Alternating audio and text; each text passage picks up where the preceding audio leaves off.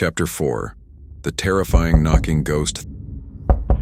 The dull, eerie knocking continued at a fixed rhythm, like an alarm clock set to go off. The classroom door wasn't locked, not even latched, just casually closed. With just a bit of force, it could easily be pushed open. But what was bone-chilling was that the old man in the black robe, his body covered in corpse spots, didn't push open the door. He still stood rigidly outside the door knocking, with no intention of coming in. Though the old man hadn't entered, the darkness outside the corridor, thick as ink, was rapidly advancing. The entire classroom began undergoing unimaginable, massive changes. The new walls became mottled and moldy, paint continuously peeling off, becoming an uneven surface. Those pitted walls grew black-green mold, emitting a cold, damp smell. Books on the chairs rapidly yellowed, then rotted. Even the cement on the floor began rapidly weathering, exposing rusted rebar. Some places even began collapsing, as if in an instant this place had experienced decades of time, ravaged by the years. However, the classroom lights were still desperately fighting against this darkness. The bright white light was like a candle in the wind, emitting the last dim glow, as if it could go out at any moment. Fear appeared on every student's face. Some screamed, some called for help, others trembled. The only calm one was Marcus Chen on the podium.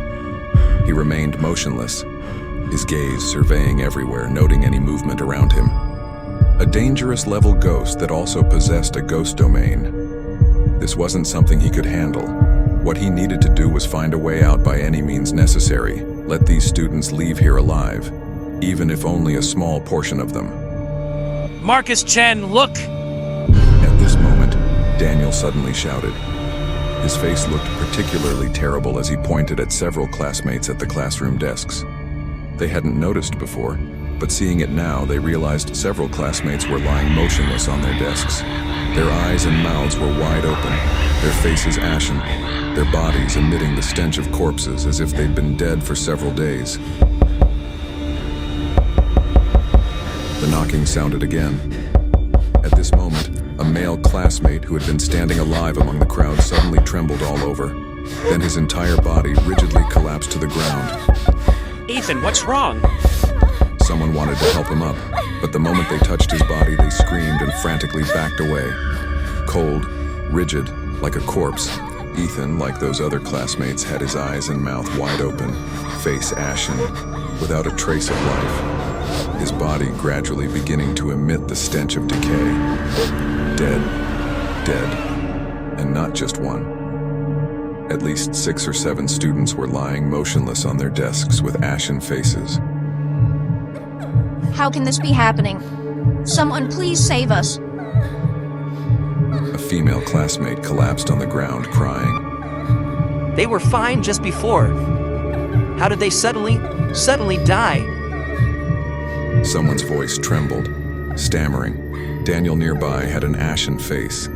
Stop screaming. There's a ghost outside the door. We could die any way possible.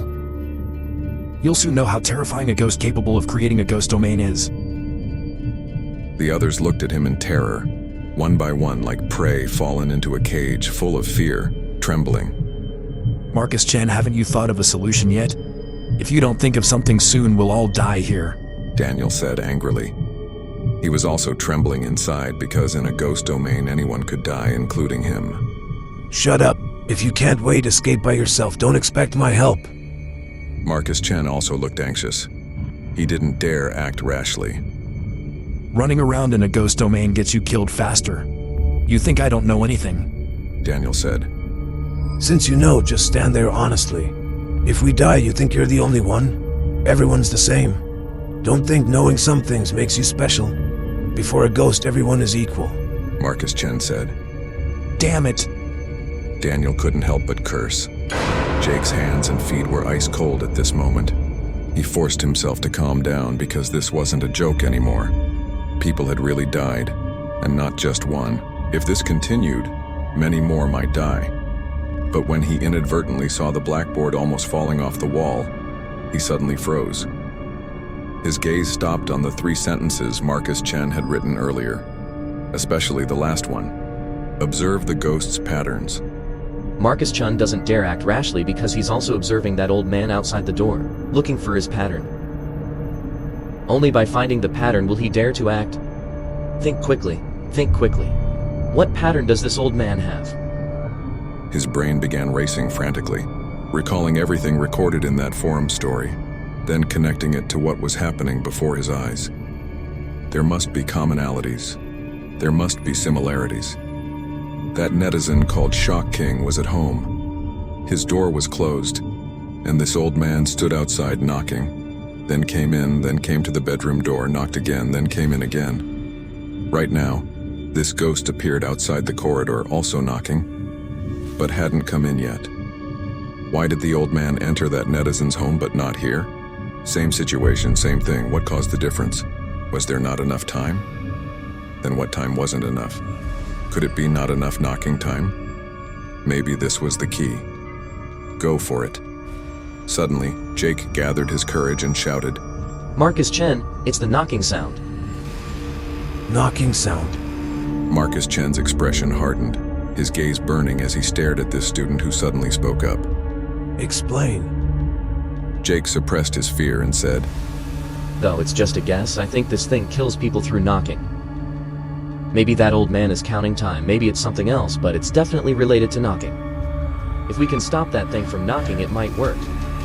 Killing through knocking. If that was true, this ghost was far too terrifying. This guy's potential is already showing itself this quickly. Daniel looked at him very unkindly, clenching his fists tightly. Absolutely can't let him leave the school alive. I'll trust you this once. Marcus Chen gravely withdrew his gaze. He had no other choice. If he didn't act now, everyone here would die. Marcus Chen immediately moved, charging out like a raging beast. His strangely proportioned body, thin above, fat below, possessed explosive power beyond normal people. A loud crash. The classroom door was forcibly smashed open by him. Along with the door, the old man in the black robe outside, with his ashen face and body covered in corpse spots, was also knocked over. The old man fell and collapsed on the ground, but no one dared help him up. His body was in a strange position, like a rigid puppet with randomly positioned limbs, without the flexibility and softness a living person should have. Ghosts cannot be killed. Marcus Chen naturally hadn't forgotten the words he himself had written. Even if this old man was ground into meat paste or burned to ashes, he still wouldn't die, and would continue appearing in an incomprehensible way. Only ghosts can deal with ghosts. Marcus Chen gritted his teeth and turned back to roar. You all watch for your chance. As soon as there's an opportunity, escape. I'll hold this thing off. After speaking under his wide trench coat, his protruding belly squirmed strangely several times. A hand, or more accurately the outline of a hand, extended out wrapped in a layer of skin. This hand was grayish-blue, with sharp nails, as if about to tear through that layer of belly skin and emerge from inside. But the belly skin wrapping that hand was very resilient and wasn't torn. What was terrifying was that this hand extended a full 2 meters. Was this still a human hand? Just like that, this grayish-blue strange hand grabbed the old man on the ground. The sound of fluorescent lights flickering rang out. Instantly, the darkness shrouding the classroom disappeared. Bright light appeared again. Although the walls were still mottled and the floor still looked like it would collapse, the disaster seemed to have been stopped. It's working. Marcus Chen felt slightly relieved, but then his eyes suddenly widened. His gaunt, nearly skeletal face was shrouded in fear. The old man lying on the ground was now slowly standing up. His death-gray eyes moved slightly, seeming to look toward Marcus Chen. Impossible. I restricted it, but it can still move.